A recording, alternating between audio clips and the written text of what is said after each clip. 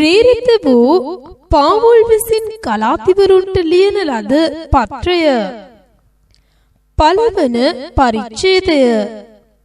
ආචාර්ය මනුෂ්‍යයන් කෙරෙන්වත් මනුෂ්‍යයා කරන කොටගෙනවත් නොව යේසුස් ක්‍රිස්තුස් වහන්සේ සහ උන්වහන්සේව මලවුන්ගෙන් නැගිට වූ පිය වූ දෙවියන් වහන්සේ කරන කොටගෙන ප්‍රේරිතෙක් වන පාවුල් නම් මා විසින්ද මා සමග සිටින සියලු සහෝදරයන් විසින්ද ගලාතියේ සභාවලට ලියා එවන වගනම් පිය වූ දෙවියන් වහන්සේගෙන්ද අපගේ ස්වාමි වූ යේසුස් ක්‍රිස්තුස් වහන්සේගෙන්ද නුඹලාට කරුණාවත් සමාදානයත් වේවා. උන්වහන්සේ දැන් තිබෙන නපුරු ලෝකයෙන් අප ගලවන පිණිස අපගේ පිය වූ දෙවියන් වහන්සේගේ කැමැත්ත ලෙස අපේ පව් නිසා තමන්ම පාවා දුන්සේක. උන්වහන්සේට සදාකාලයෙන් සදාකාලයට ගෞරවය වේවා. ආමේන්. ගලාතිවරු සුභාරංචියෙන් පසුබට වීම. ක්‍රිස්තුස් වහන්සේගේ කරුණාව කරන කොටගෙන නුඹලා කැඳ වූ තැනන් වහන්සේ කෙරෙන් නුඹලා මෙපමණ ඉක්මනෙන් අන්‍ය සුභාරංචියකට හැරී යනවාට මවිත වෙමි. සමහරු නුඹලා කලබා ක්‍රිස්තුස් වහන්සේගේ සුභාරංචිය පිරලන්ට කැමැතිවා මිස ඒක වෙන සුභාරංචියක් නොවේ. නමුත් අප විසින් නුඹලාට ප්‍රකාශ කළ සුභාරංචිය හැර වෙන සුභාරංචියක් අපවත් ස්වර්ගයේ දේවදූතෙක්වත් නුඹලාට ප්‍රකාශ කරතොත් ඔහු ශාපලද්දෙක් වේවා. නුඹලා පිළිගත් සුභාරංචිය හැර වෙන සුභාරංචියක් යමෙක් නුඹලාට දේශනා කරතොත් ඔහු ශාපලද්දෙක් වේවායි අප වරක් කී හැටියටම මම දැන් නැවතත් කියමි. ඉතින් මා විසින් සතුටු කරන්ට හදන්නේ මනුෂ්‍යයන්ද නොහොත් දෙවියන් වහන්සේද? නොහොත් මා මනුෂ්‍යයන් ප්‍රසන්න කරන්ට සොයනවාද?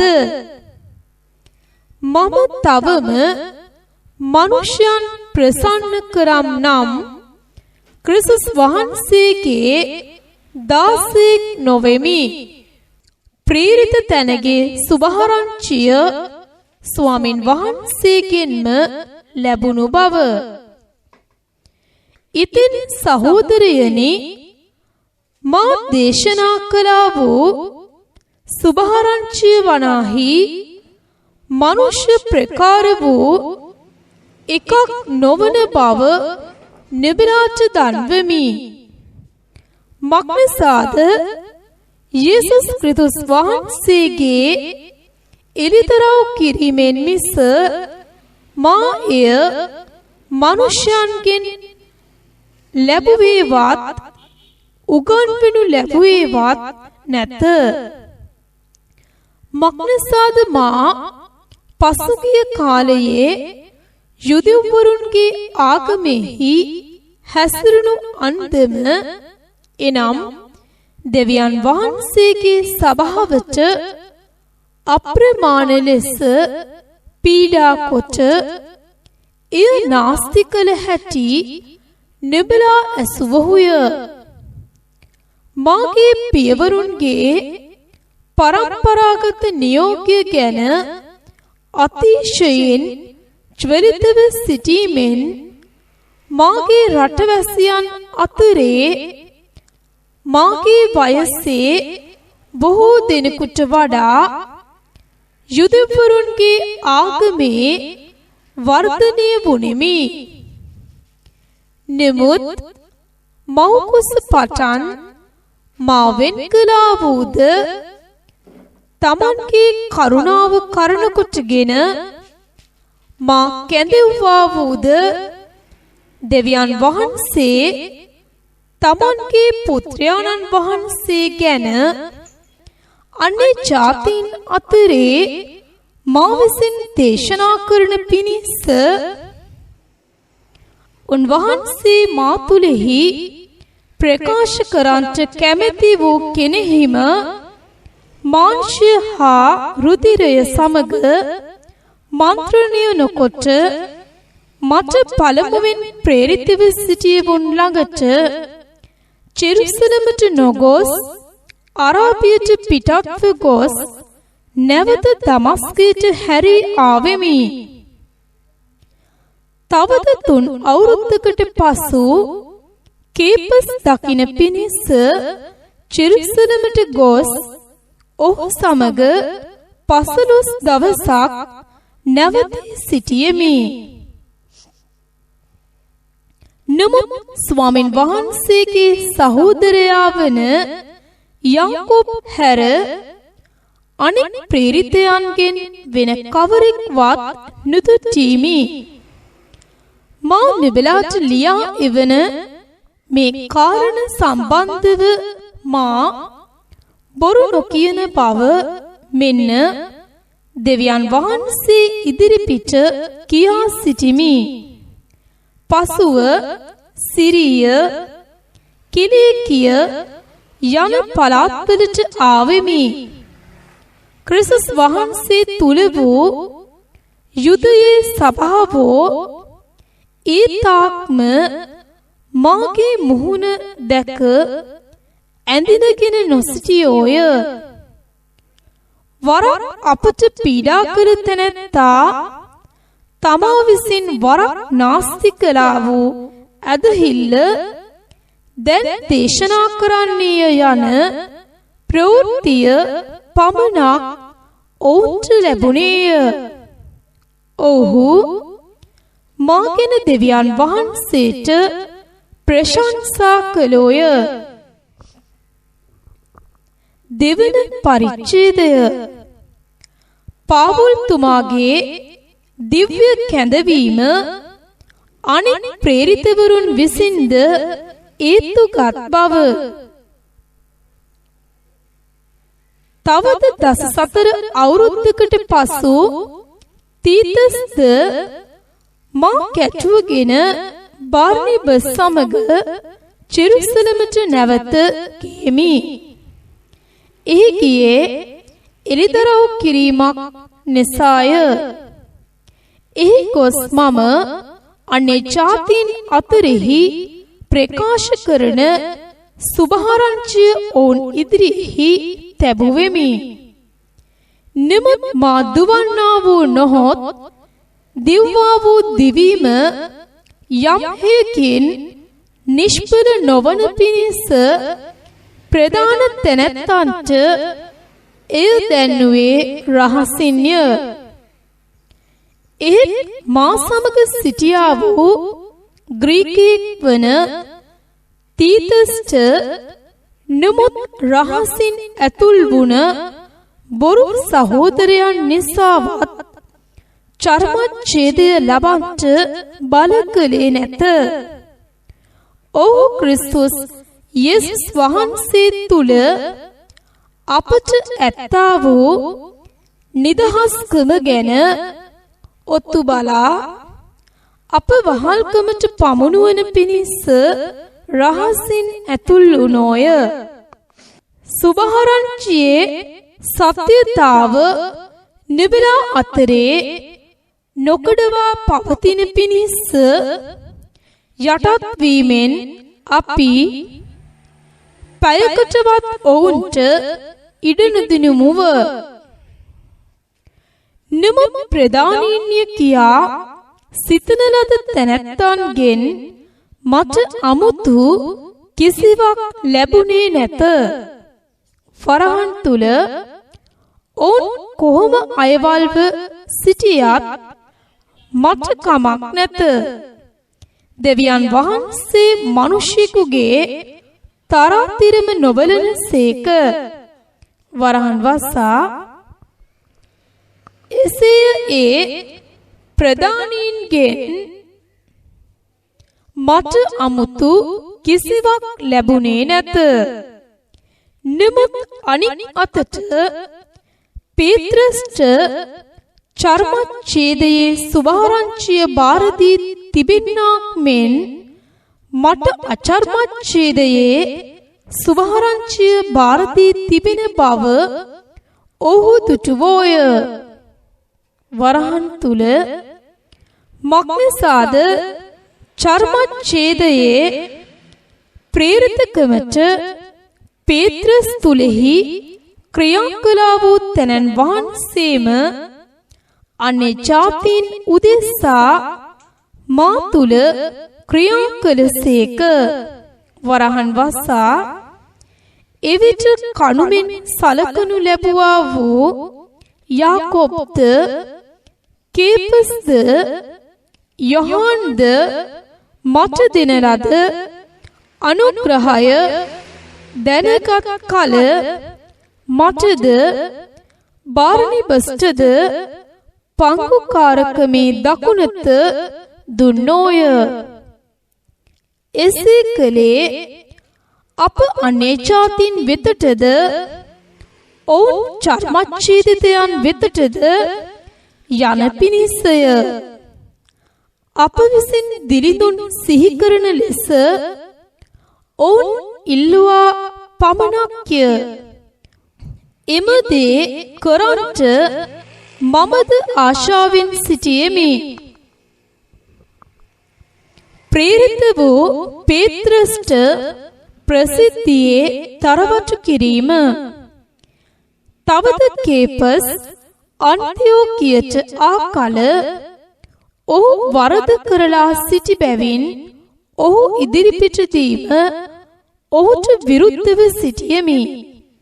මක්නිසාද යාකෝබ් වෙතින් සමහරුන් එන්ට පළමුවෙන් ඔහු අනේ ජාතීන් සමග කෑවේය. නමුත් ඔවුන් ආ කල ඔහු චර්මච්ඡේදය වූවන්ට බයව පසුබැස වෙන්ව සිටියේය. අනෙක් යුදෙව්වරුද ඔහු සමග එසේම වංකකම් කළෝය. එසේය බාර්නිබස් පවා ඔවුන්ගේ වංකකමට ඇදී ගියේය.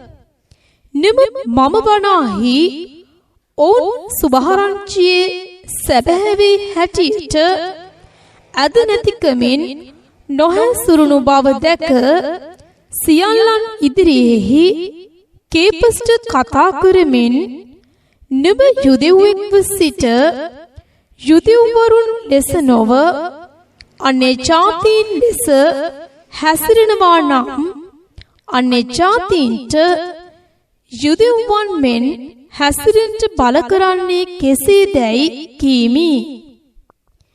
ව්‍යවස්ථාවේ අසම්පූර්ණකම. තවද අනේ ජාති පෞකාරයන් නොව ස්වභාවයෙන්ම යුදෙව්වරුන් වන අපි යේසුස් ක්‍රිස්තුස් වහන්සේ කෙරෙහි ඇදහිල්ල කරන කොටගෙන මිස ව්‍යවස්ථාවේ ක්‍රියා කරන කොටගෙන මිනිසෙක් ධර්මිෂ්ඨ කරනු නොලබන බව දැන ව්‍යවස්ථාවේ ක්‍රියාවලින් නොව ක්‍රිස්තුස් වහන්සේ කෙරෙහි ඇදහිල්ල කරන කොටගෙන ධර්මිෂ්ඨ කරනු ලබන පිණිස ක්‍රිස්තුස් වහන්සේ කෙරෙහි අදහා ගතිමුව. මක්නිසාද ව්‍යවස්ථාවේ ක්‍රියාවලින් කවර මිනිසෙක්වත් ධර්මිෂ්ඨ කරනු නොලබයි. නමුත් ක්‍රිස්තුස් වහන්සේ තුල ධර්මිෂ්ඨ කරනු ලබන්ට සොයමින්ම අපිම පවා පෞකාරයෝව පිනිමු නම් ක්‍රිස්තුස් වහන්සේ පාපයේ සේවකයෙක් වෙනසේක්ද? එසේ නොවේවා. මක්නිසාද මා විසින් කඩා දමන ලද දේවල්ම මම නැවත ගොඩනගන්නෙම් නම් මා වරදකාරයෙකු බව මමම ඔප්පු කරමි. එරත් මම දෙවියන් වහන්සේ උදෙසා ජීවත් වන පිණිස ව්‍යවස්ථාව කරන කොටගෙන ව්‍යවස්ථාවට මැරුණෙමි. මම ක්‍රිස්තුස් වහන්සේ සමග කුරුසියෙහි එනකසනු ලැබ සිටිමි. එසේ වී නමුත් මම ජීවත් වෙමි. නමුත් තවත් මා නොව ක්‍රිස්තුස් වහන්සේ මා තුළ ජීවත් වන සේක. තවද මා දැන් මාංශයෙහි ජීවත් වන ජීවිතය මට ප්‍රේම කළා වූ මා උදෙසා තමුන්ම පාවා දුන්නා වූ දෙවියන් වහන්සේගේ පුත්‍රයාණන් වහන්සේ කෙරෙහි ඇදහිල්ලෙන් ජීවත් වෙමි. දෙවියන් වහන්සේගේ කරුණාව නිෂ්පල නොකරමි. මක්නිසාද ධර්මිෂ්ඨකම ව්‍යවස්ථාව කරන කොටගෙන වේ නම් ක්‍රිස්තුස් වහන්සේ නිකරුණේ මලසේක. 3 වෙනි පරිච්ඡේදය. දෙවියන් වහන්සේ අප පිළිගන්නේ ව්‍යවස්ථාව නිසා නොව ඇදහිල්ල නිසා බව. අහෝ අඥාන ගලාතිවරුනි, කුරුසියෙහි එනකසන ලද යේසුස් ක්‍රිස්තුස් වහන්සේ නෙබලාගේ ඇස් ඉදිරියේහි ප්‍රසිද්ධ ලෙස දක්වනු ලැබුණු මුත් නෙබලා මායාවකට ඇල්ලුවේ කවුද? නෙබලාගෙන් මේක පමණක් දැනගන්ට කැමැත්තෙමි. එනම් නෙබලා ආත්මයන් වහන්සේ ලැබුවේ ව්‍යවස්ථාවේ ක්‍රියා කරන කොටගෙනද නොහොත් ඇදහිල්ලේ පණිවිඩය කරන කොටගෙනද? නෙබලා මෙපමණ අඥානද? ආත්මයන්න් තුල පටන්ගත් නෙබලා දැන් මාංශයෙහි සම්පූර්ණව සිටිහුද? නෙබලා එපමණ දේ නිෂ්ඵල ලෙස වින්දහුද? ඇත්තටම එය නිෂ්ඵලද? ඉදින් නෙබලාට ආත්මයන් වහන්සේ දෙන්නා වූ නෙබලා අතරෙහි ආශ්චර්යයන් කරන්නා වූ තෙරණ වහන්සේ එසේ කරන්නේ ව්‍යවස්ථාවේ ක්‍රියාවලින්ද නොහොත් ඇදහිල්ලේ පණිවිඩය කරන කොටගෙනද? මෙසේ ආබ්‍රහම් දෙවියන් වහන්සේ විශ්වාස කළේය. එය ඔහුට ධර්මිෂ්ඨකම කොට ගණන් ගනු ලැබුවේය. එබැවින් ඇදහිල්ලේ පිහිටන්නෝම ආබ්‍රහම්ගේ පුත්‍රයන් බව දැනගන්න. තවද දෙවියන් වහන්සේ ඇදහිල්ල කරන කොටගෙන අනේ ජාතීන් ධර්මිෂ්ඨ කරන බව ලියවිල්ල කල්මත්තින් දැක නුඹ තුල සියලු ජාතීහු ආශිර්වාද ලබන්නෝය කියා සුභාරංචිය ආබ්‍රහම්ට කලින් ප්‍රකාශ කළේය. මෙසේ ඇදහිල්ලෙහි පිහිටන්නෝ ඇදහිලි වන්ත වූ ආබ්‍රහම් සමග ආශිර්වාද ලබති. මක්නිසාද යම් පමණ දෙනෙක් ව්‍යවස්ථාවේ ක්‍රියාවල පිහිටන්නෝද ඉපමණ දෙනා ශාපයකට යටත්ව සිටිති. මක්නිසාද ව්‍යවස්ථා පොතෙහි ලියා තිබෙන සියලු දේවල් කරන පිණිස එහි නොපවතින සියල්ලෝ ශාපලත්වෝ යයි ලියා තිබේ.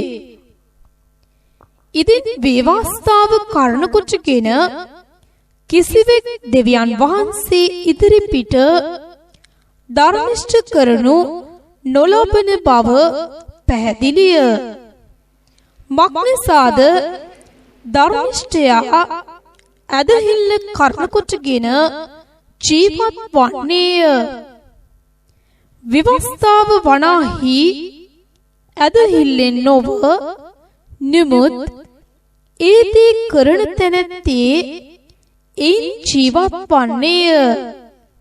ගස්සක ඉල්ලන සියල්ලෝ ශාපලත්වෝ යයි ලියා තිබෙන ලෙස ක්‍රිස්තුස් වහන්සේ අප උදෙසා ශාපයක් වී ව්‍යවස්ථාවේ ශාපයෙන් අප මුදාගත්සේක.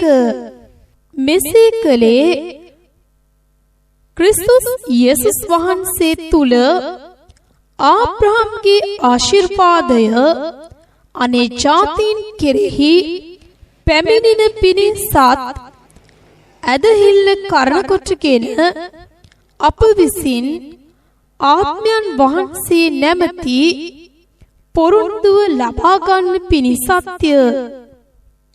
සහෝදරයනි, මම මනුෂ්‍යාකාරයෙන් කතා කරමි. මිනිසෙකුගේ ගිවිසුම් පත්‍රයක් වුවත් ස්ථීර වී නම් කිසිවෙක් එය අවලංගු කරන්නේවත් ඊට කිසිවක් එකතු කරන්නේවත් නැත. ඉතින් පොරොන්දු දෙන ලද්දේ ආබ්‍රහම්ටත් ඔහුගේ වංශයටත්ය. බොහෝ දෙනෙකුට මෙන් වංශයටත්ය නොකියා එක්කෙනෙකුට මෙන් නුඹේ වංශයට යයි උන්වහන්සේ කියනසේක. ඒ වංශය නම් ක්‍රිස්තුස් වහන්සේය. ඉතින් මා කියන්නේ නම් දෙවියන් වහන්සේ විසින් කලින් ස්ථීර කරන ලද ගිවිසුමක් ඊට 430 අවුරුද්දකට පසු පැමිණුණා වූ ව්‍යවස්ථාවෙන් පොරොන්දුව නිෂ්ඵල වන ලෙස අවලංගු කරන්ට නුපුළුවන් බවය. මක්නිසාද උරුමය ව්‍යවස්ථාවෙන් වේ නම් තවත් පොරොන්දුවෙන් නොවේ. නමුත් දෙවියන් වහන්සේ ආබ්‍රහම්ට ඒක දුන්නේ පොරොන්දුවෙන්ය. ව්‍යවස්ථාවේ අදහස එසේ වී නම් ව්‍යවස්ථාව කිමෙක්ද? ඒක වනාහි පොරොන්දුව ලැබූ ඒ බීජ එනතුරු දේවදූතයන් ලවා මැදිහත් කාරයෙකුගේ අතින් නියම කරනු ලැබ පසුව අපරාධ නිසා එකතු කරන ලද්දේය. තවද මැදහත් කාරයෙක් සිටින්නේ එක්කෙනෙකු පිළිබඳව නොවේය. නමුත් දෙවියන් වහන්සේ එක්කෙනෙක්ය. එසේ වී නම් ව්‍යවස්ථාව දෙවියන් වහන්සේගේ පොරොන්දුවලට විරුද්ධද? එසේ නොවේවා. මක්නිසාද ජීවත් කරන්ට පුළුවන් වූ ව්‍යවස්ථාවක් දින ලද්දේ නම් ධර්මිෂ්ඨකම සැබවින් ව්‍යවස්ථාවෙන් වෙනවා ඇත. එසේ වී නමුත් අදහන්නන්ට යේසුස් ක්‍රිස්තුස් වහන්සේ තුල ඇදහිල්ලෙන් වූ පොරොන්දුව දෙනු ලබන පිණිස ලියවිල්ල සියල්ලන්ම පාපය යට වසා තැබුවේය. නමුත් ඉරිදරව්වෙන්ට තිබුණු ඇදහීම පිණිස ඒ ඇදහීම පැමිණෙන්ට පළමුවෙන් අපි හිර අඩස්සි වී ව්‍යවස්ථාව යටතේ ආරක්ෂා කරනු ලැබුවෙමුව. මෙසේ අපි ඇදහිල්ල කරන කොටගෙන ධර්මිෂ්ඨ කරනු ලබන පිණිස ව්‍යවස්ථාව අප ක්‍රිස්තුස් වහන්සේ ළඟට පමුණුවන අපේ ගුරුවරයෙක් වී තිබේ. ඇදහිල්ල කරන කොටගෙන සිදුවන දේ. නමුත් දැන් ඇදහිල්ල පැමිණ තිබෙන බැවින් අපි තවත් ගුරුවරයෙකු යටතේ නොවමුව. මක්නිසාද නෙබලා සියල්ලෝම ක්‍රිස්තුස් යේසුස් වහන්සේ තුල ඇදහිල්ල කරන කොටගෙන දෙවියන් වහන්සේගේ පුත්‍රයෝය. මක්නිසාද නෙබලාගෙන් ක්‍රිස්තුස් වහන්සේ තුලට බෞතිස්ම කරනු ලැබූ සියල්ලෝ ක්‍රිස්තුස් වහන්සේ පැනත ගත්තෝය. නෙබලා සියල්ලන් ක්‍රිස්තුස් යේසුස් වහන්සේ තුල එක්කෙනෙක්ව සිටින නිසා යුදෙව්වෙක් හෝ ග්‍රීකයෙක් නැත්තේය. දාසෙක් හෝ නිර්දාසෙක් නැත්තේය. පුරුෂයෙක් හා ස්ත්‍රියෙක් නැත්තාහ. ඉදින් නෙබලා ක්‍රිස්තුස් වහන්සේගේ නම් නෙබලා ආබ්‍රහම්ගේ වංශයද පොරොන්දුව ලෙස උරුමකාරයෝද වන්නහුය. 4 වන පරිච්ඡේදය. ක්‍රිස්තුස් වහන්සේ කෙරෙහි ඇදහිීම කරන කොටගෙන දේව දරුකම ලැබීම.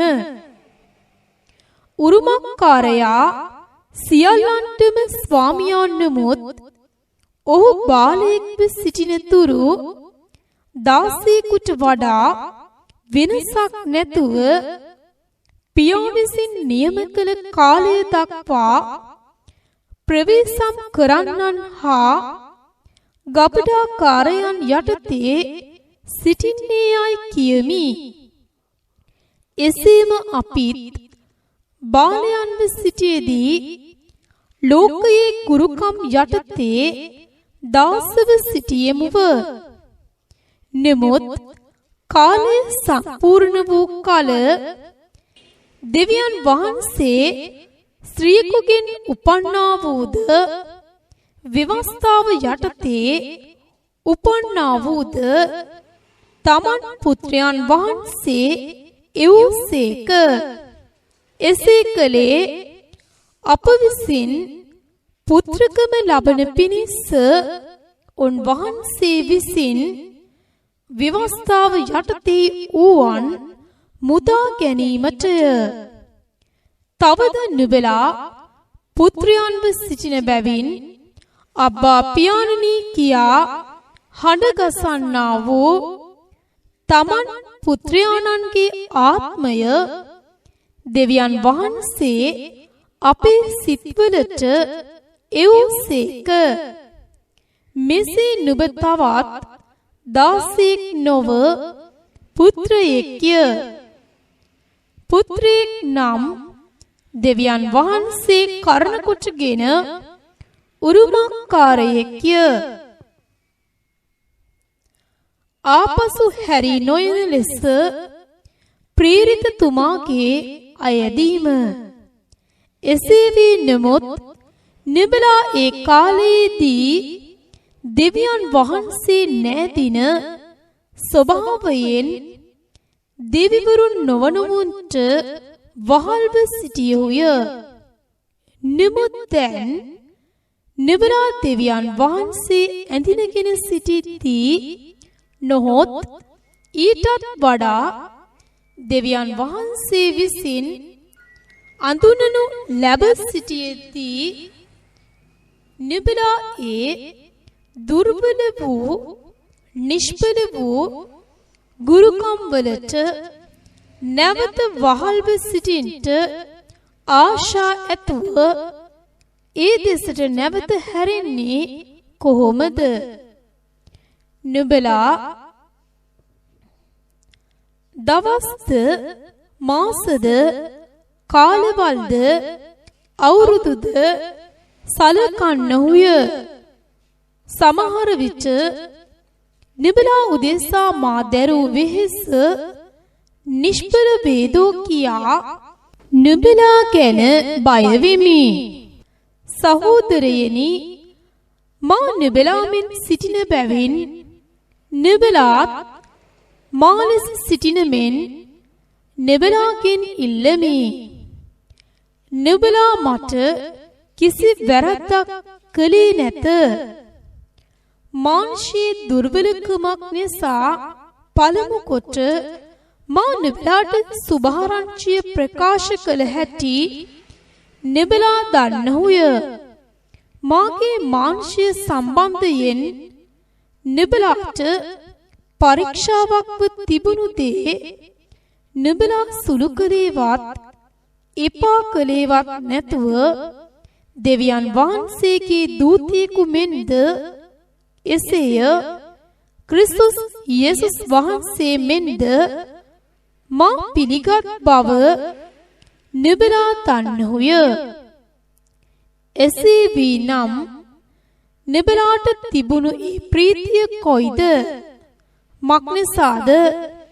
පුළුවන් නම් නුඹලාගේ ඇස් උගුලා මට දෙන්න පවා නුඹලා කැමැතිව සිටිය බවට නුඹලා ගැන සාක්ෂි දෙමි. එසේ වී නම් මම නුඹලාට සැබෑව කියන බැවින් නුඹලාට සතුරෙක් වී සිටිම්ද? ඔවුන් නුඹලා ගැන ච්වලිතව සිටින්නේ යහපත් ආකාරයෙන් නොවේය. නමුත් අනික් අතට නුඹලා ඔවුන් ගැන ච්වලිත වන පිණිස නුඹලා අපෙන් වෙන් කරන්නට ඔහු ආශා වෙති.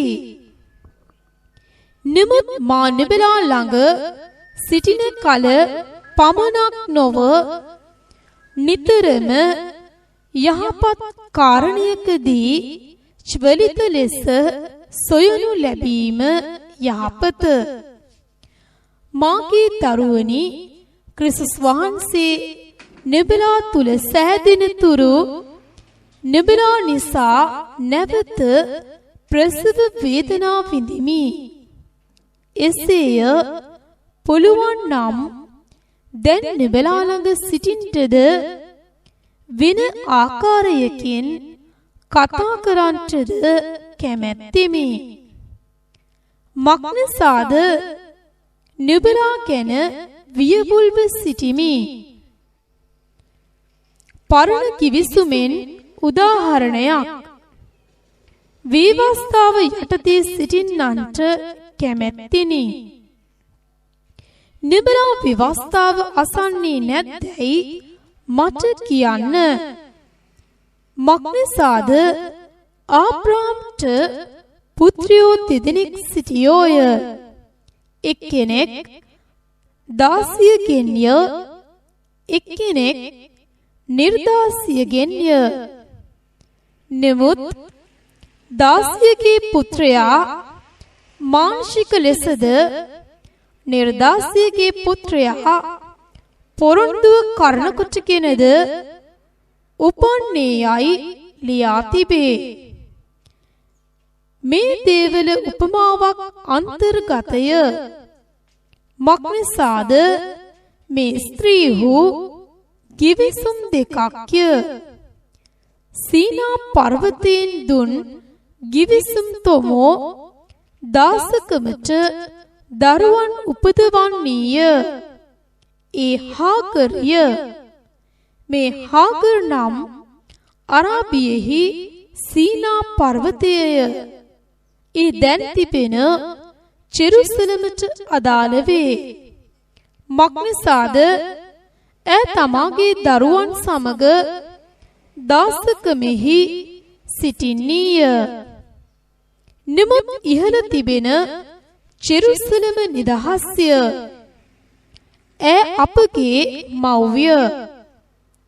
මක්නිසාද දරුවන් බිහි නොකරන වඳ තැනැත්තිය. ප්‍රීති වෙව බිහි කරන වේදනා නොවිදින තැනැත්තිය. ශබ්ද නගා මුරගසව. මක්නිසාද පුරුෂයා ඇති තැනැත්තියට වඩා අත්හරිනු ලැබූ තැනැත්තියට දරුවෝ බොහෝ යයි ලියා තිබේ. ඉතින් සහෝදරයනි, ඊසාක් මෙන් අපිත් පොරොන්දුවේ දරුවෝය. නමුත් මාංශාකාරයෙන් උපන් තැනැත්තා ආත්මයානන් කරන කොටගෙන උපන් තැනැත්තාට එකල්හි පීඩා කළා සේම දැනුත් වන්නේය. එසේ වී නොමොත් ලියවිල්ලේ කුමක් ලියා තිබේද? දාසිය සහ ඇගේ පුත්‍රයාත් පිටත දමන්න. මක්නිසාද දාසියගේ පුත්‍රයාට නිර්දාසියගේ පුත්‍රයා සමග උරුමය නොලැබෙන්නේය යනුයි. එබැවින් සහෝදරයනි, අපි දාසියෙකුගේ නොව නිර්දාසියකගේ දරුවෝය. පස්වන පරිච්ඡේදය. ක්‍රිස්තුස් වහන්සේ හෝ වේවස්ථාව හෝ තෝරාගත යුතු බව. ක්‍රිස්තුස් වහන්සේ අප මුදාගත්තේ නිදහස්කම ඇතුව සිටීමටය. එබැවින් දාසකම නැමැති වියගහකට නැවත හසු නොවී ස්ථීරව සිටින්න. ඉදින් නෙබලා චර්මච්ඡේදය ලබන්නහු නම් ක්‍රිස්තුස් වහන්සේගෙන් නෙබලාට කිසි ප්‍රයෝජනයක් නොලැබෙන බව පවුල් නම් මම නෙබලාට කියමි.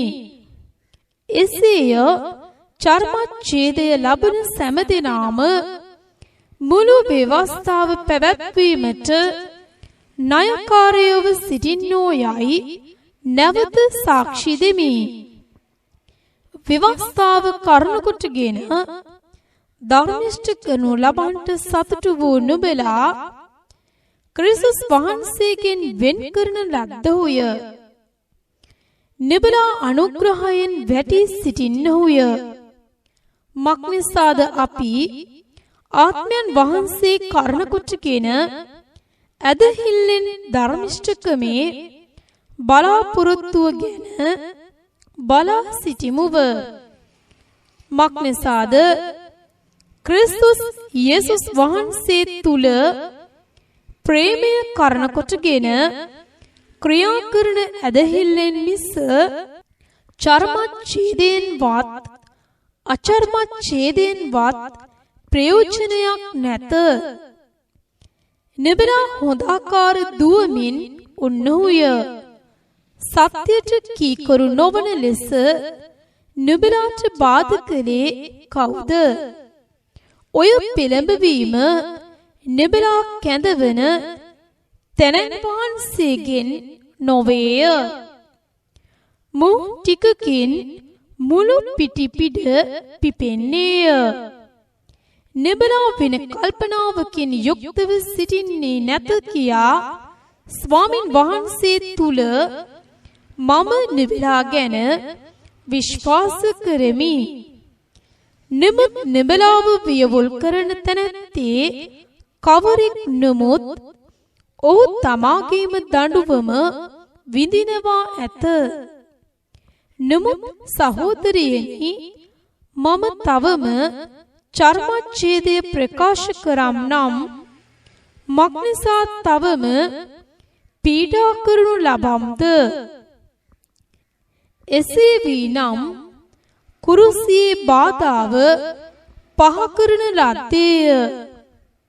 නුඹලාව පියවුල් කරන්නෝ තමුන්ම සිඳගන්නෝ නම් කැමැත්තෙමි.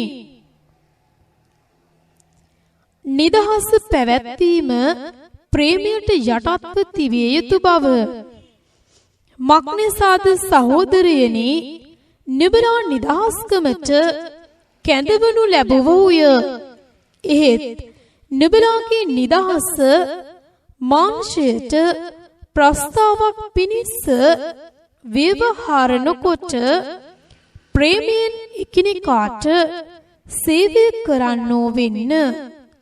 මක්නිසාද නුඹට මෙන්න මේ අසල්වාසියාට ප්‍රේම කරන්න යන එක වාක්‍යකින්ම මුළු ව්‍යවස්ථාව සම්පූර්ණ වේ.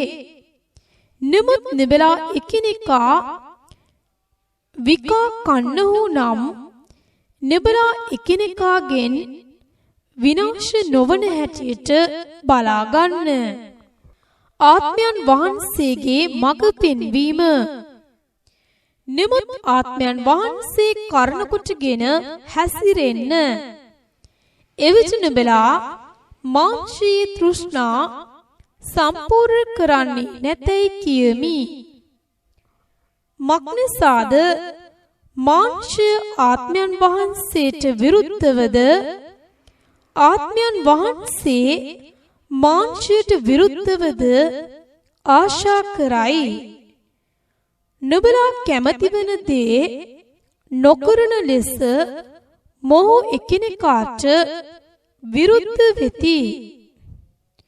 නමුත් නුඹලා ආත්මයන් වහන්සේ විසින් ගෙන යනු ලබන්නෝ නම් නුඹලා ව්‍යවස්ථාව යටතේ නොවන්නෝය. ඉදින් මාංශයේ ක්‍රියා ප්‍රකාශ වී තිබේ. එනම් වෛශාකම, අපවිත්‍රකම, සල්ලාලකම, රූප වැඳීම, මායාව, සතුරුකම්, විවාදය, ඊර්ෂ්‍යා, ක්‍රෝධ, පක්ෂිවාදීකම්, බේද, ලප්ති බේද, වෛර, බීමත්කම, මංගල්‍ය ഘോഷා සහ තවත් ඉවෙනි දේවල්ය. මෙබඳු දේ කරන්නන්ට දෙවියන් වහන්සේගේ රාජ්‍යයෙහි උරුමය නොලැබෙන බව මම නුඹලාට ප්‍රථම කී ලෙසම දැනුත් කලින් නුඹලාට කියමි. නමුත් ආත්මයන් වහන්සේගේ ඵල නම් ප්‍රේමය, ප්‍රීතිය, සමාදානය, ඉවසිලිවන්තකම, කරුණාවන්තකම, යහපත්කම, විශ්වාසකම, මෘදුකම, පමන දැන ක්‍රියා කිරීම යන මේවාය. මෙබඳු දේට විරුද්ධව ව්‍යවස්ථාවක් නැත. තවද ක්‍රිස්තුස් වහන්සේට අයිති තැනැත්තෝ මාංශයෙහි ආශා සහ තෘෂ්ණා සමග කුරුසියෙහි එනගැසුවෝය. අපි ආත්මයන් වහන්සේ කරන කොටගෙන ජීවත් වෙමු නම් ආත්මයන් වහන්සේ කරන කොටගෙන හැසිරෙමු. නිෂ්පල පාරාට්ටු නොකරමු. එකිනෙකා කෝප නොකරමු. එකිනෙකාට ඊර්ෂ්‍යා නොවමු. 6 වන පරිච්ඡේදය අනුශාසනා හා අවවාද. සහෝදරයනි, මිනිසෙක් යම් වරදකට හසු වුණත් ආත්මික වූ නුඹලා මෘදුකමේ ආත්මයෙන් යුක්තව එබඳු කෙනෙකු හරවා ගන්න. නුඹත් පරීක්ෂාවට නොපැමිණෙන පිණිස බලා ගන්න. එකිනෙකාගේ බර උසුලා එසේ ක්‍රිස්තුස් වහන්සේගේ ව්‍යවස්ථාව සම්පූර්ණ කරන්න. මක්නිසාද කිසිත් නොවන කෙනෙක් තමා වැදගත් කෙනෙක්යි සිතන්නේ නම් ඔහු තමාම රවටා ගනී. නිමුත් එකිනෙකා තම තමාගේ වැඩය සෝදිසි කෙරේවා. එවිට ඔහුට වෙන කෙනෙක් ගැන නොව තමා ගැන පමණක්ම පාරට්ටුව තිබේ. මක්නිසාද එකිනෙකා තම තමාගේ බර උසුලන්නේය. වාක්‍ය ඉගෙන ගන්නා උගන්වන්නාට සියලු යහපත්තේන් තේවා. නොරවටෙන්න දෙවියන් වහන්සේට සරදම් කරන්ට කාටවත් බැරිය. මක්නිසාද මනුෂ්‍යෙක් තමා වපුරන දේම කපා ගන්නේය. ඒ හැටියට තමාගේ මාංශය සඳහා වපුරන්නා මාංශයෙන් කුණුවීම කපා ගන්නේය. ආත්මයන් වහන්සේ සඳහා වපුරන්නා ආත්මයන් වහන්සේගෙන් සදාකාල ජීවනය කපා ගන්නේය. තවද යහපත්කම් කිරීමට මැලි නොවෙමු. මක්නිසාද අපි ක්ලාන්ත නොවෙමු නම් නියම කාලයේදී කපා ගන්නෙමුව. එබැවින් අපට ප්‍රස්ථා ඇති හැටියට සියල්ලන්ටම ප්‍රදාන කොට ඇදහිල්ලේ පවුලට අයිති වූවන්ට යහපත්කම් කරමු. අවසානය. කොපමණ ලොකු අකුරු වලින් මාගේම අතින් නෙබලාට ලීවෙම් දැයි බලන්න. මාංශාකාරයෙන් උතුම්ව පිනින්නන්ට කැමති සියල්ලෝ චර්මච්ඡේදය ලබන්ට නෙබලාට බල කරති.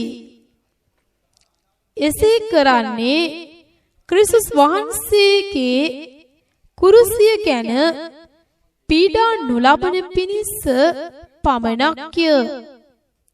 මක්නිසාද චර්මච්ඡේදය ලබන්නෝ පවා විවස්ථාව නොපවත්වති.